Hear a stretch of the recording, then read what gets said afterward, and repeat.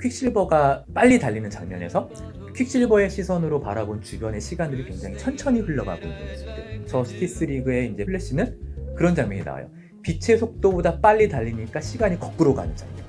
근데 이게 아인슈타인의 상대성 이론을 통하면 퀵실버는 설명이 되지만 플래시는 설명이 안 되는 거.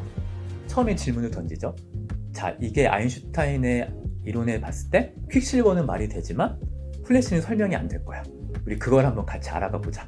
그렇게 질문을 던지면 아이들은 단순히 그게 영화적인 상상력이 아니라 어떤 과학적 이론을 통해서 나왔다는 거를 알게 되는 거니까 더 흥미롭게 좀 수업을 들을 수 있었던 것 같아요. 시작부터 좀 걱정이 많았었는데 일단 이전에도 좀 가지고 있던 생각이었지만 이번에 분기를 마치면서 다시 한번 느꼈던 바는 아이들은 확실히 어려운 걸 싫어하는 것 같아요. 어려운 거를 배운다는 거에 대한 거부감이 일단 1차적으로 있을 것이고 그 어려운 내용을 내가 이해하지 못했을 때에 대한 두려움 이런 것 때문에 도전하는 걸 굉장히 꺼려하게 되는데 다른 한편으로는 양면적이지만 그런 어려움에 대한 호기심도 분명히 가지고 있는 것 같아요. 이 어려운 내용들이 필요하다는 거는 분명히 알고 있기 때문에 알고는 싶은데 내가 모를까 봐 걱정이 되는 거. 그래서 수업을 진행할 때 과연 이런 어려운 내용들을 조금 더 흥미를 갖고 접근할 수 있도록 수업을 진행하는 것이 1차적인 목표였는데 다행히 학생들이 잘 따라줘서 수업이 잘 진행이 됐던 것 같습니다. 크게 이제 전반부랑 후반부로 나뉘어졌던 것 같아요. 전반부에는 사회과학 책들을 읽었는데 정치, 경제, 사회, 법 책들을 읽었고 이제 후반부에는 자연과학 책들, 그래서 전반적인 과학에 대한 책, 그리고 화학, 물리학 이론을 다루는 책들을 읽었습니다. 힘들죠? 일단 처음 책을 골랐을 때 주제 자체도 그렇고 내용도 어려웠기 때문에 우리 중학교 3학년 학생들이 읽었을 때 어렵지 않게 좀 이해할 수 있는 책들을 고르는 게 1차적인 목표였어요. 그런 관점에서 굉장히 의미가 있었던 책은 경제학에서 읽었었던 마르크스 씨 경제 좀 아세요? 이 책이랑 또 물리학에서 읽었었던 상대성 이론은 처음이지 이 두 책이 적절히 활용할 수 있었던 책이 아니었나 싶습니다. 일단 학생들이 경제를 굉장히 어려워하죠. 일단 기본적으로 굉장히 복잡한 현상이고 이해하기 어려운 분야라고 많이 생각을 하는 것 같아요. 근데 이거를 해야 된다는 거 분명히 알고 있어요. 고등학교에서 문과를 선택하든 이과를 선택하든 경제라는 산은 한 번은 넘어야 된다고 이렇게 생각을 하고 있을 텐데 이 책이 가진 장점은 지금 16명의 경제학자들의 이름과 그들의 어떤 핵심적인 주장들을 쭉 나열하고 있는데 그 사람들이 가지고 있는 핵심적인 경제 이론들을 굉장히 어렵지 않게 풀어내고 있어서 그리고 그 현상들을 단순히 이론적인 수준에서 뿐만 아니라 우리가 실제 경제 활동에서 소비하고 있는 내용과 그렇게 크게 분리되고 있지 않다는 부분들을 구체적인 사례를 통해서 보여주고 있다 보니까 아이들이 굉장히 흥미를 갖고 이 내용에 접근할 수 있었던 것 같아요.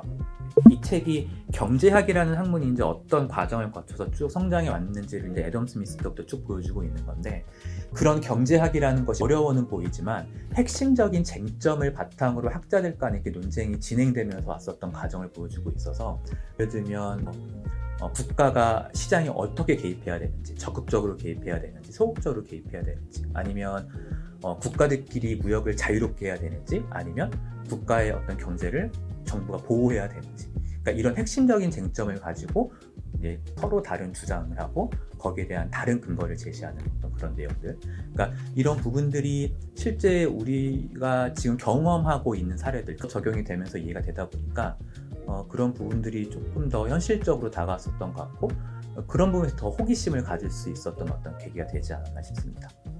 그리고 저희가 추가적으로 1시간 비문학 독해 훈련을 하는 과정에서 이런 부분들이 실제 내년 고등학교에 올라갔을 때 모의고사 학평에서 실제로 만나야 되는 문제들이었다는 것을 조금 더 현실적으로 이해하려고 노력했었던 부분들이 있었던 것 같아요.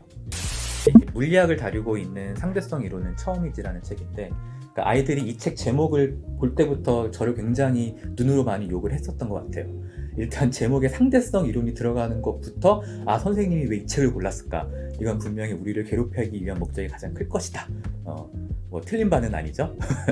근데 이 책이 가진 장점은 일단 이 책의 목적 자체는 아인슈타인의 상대성 이론이라는 것이 어떤 것인지를 이해시키기 위한 목적을 가지고 가릴레이서부터 물리학 이론들이 어떻게 발전해 갔는지를 쭉 서술해 주고 있어서 아이들이 나중에는 상대성 이론이라는 것이 그러니까 기존 물리학에서 해결되지 않았었던 이러한 수수께끼를 아인슈타인의 상대성 이론이라는 것을 통해 이렇게 해결하려고 노력을 했구나, 이렇게 이해하게끔 도와주는 데 굉장히 유용한 책이었었던 것 같습니다. 아이들도 100% 이해하지 못했겠죠. 상대성 이론이 100% 이해하기가 어려운 물리학 이론이다 보니까 그런 과정들을 어떻게 보면 좀 영화 보듯이 이해하고 따라와줬던 것 같아서 개인적으로 좀 만족스러웠던 수업이 아닌가 싶습니다. 특히 수업 때 많은 영상 매체를 활용하긴 하는데 상대성 이론 같은 경우에는 영상 매체를 굉장히 많이 이용했던 것 같아요. 특히 인터스텔라, 마블 영화들 굉장히 많이 이용했죠. 그런 부분들이 학생들이 흥미를 더 가졌었던 것 같아요. 인터스텔라의 유명한 장면이죠. 2주간 우주 여행을 하고 돌아왔는데 딸이 할머니로 변해 있는 모습. 그러니까 그런 부분들이 단순히 그 영화를 만든 사람의 상상력이 아니라 아인슈타인의 상대성 이론을 적용해서 등장한 장면이라는 거. 그게 왜 그렇게 될 수밖에 없는지. 그리고 어벤져스 같은 경우에는 퀵실버라는 캐릭터가 있죠. 또 그 저스티스 리그에서는 그 플래시라는 캐릭터가 있는데 다 빨리 달릴 수 있는 캐릭터들이잖아요.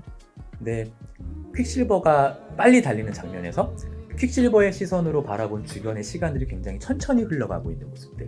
저스티스 리그의 이제 플래시는 빛의 속도보다 빨리 달리니까 시간이 거꾸로 가는 장면.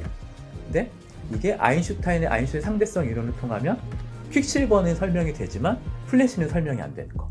처음에 질문을 던지죠. 자, 이게 아인슈타인의 이론에 봤을 때 퀵실버는 말이 되지만 플래시는 설명이 안 될 거야. 우리 그걸 한번 같이 알아가 보자.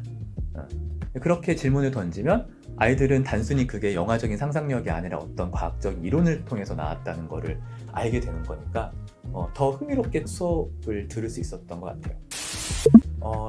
2분기 탐구 과목 주제가 바뀔 때마다 아이들이 빼놓지 않고 했었던 질문들이 있어요. 선생님, 이 책 왜 읽어야 돼요? 이거 왜 알아야 돼요? 우리 그런 질문을 항상 던졌었거든요. 거기에 대한 구체적인 이유는 저희가 이 하크니스 수업과 별개로 1시간 비문학 수업을 진행을 하고 있는데 수업이 운영되는 방식이 저희가 실제로 읽었었던 내용이 실제 모의고사 제시문으로 나왔었던 것들을 골라서 문제를 풀어보게 하는 시간을 갖게 되는데 이제 아이들이 놀랐었던 거죠. 상대성 이론이 굉장히 어려운 주제라고 알고 있는데 1년 뒤에 고1 모의고사 학평 제시문에 나오는 문제들을 실제 보는 경험. 이걸 내가 지금 해야 되는 거구나 라는 것을 스스로 느끼게 되면서 지금 이 책을 읽는 것이 의미가 없는 게 아니다, 불필요한 것을 배우고 있는 것이 아니라는 것을 좀 현실적으로 많이 깨달을 수 있었던 것 같아요.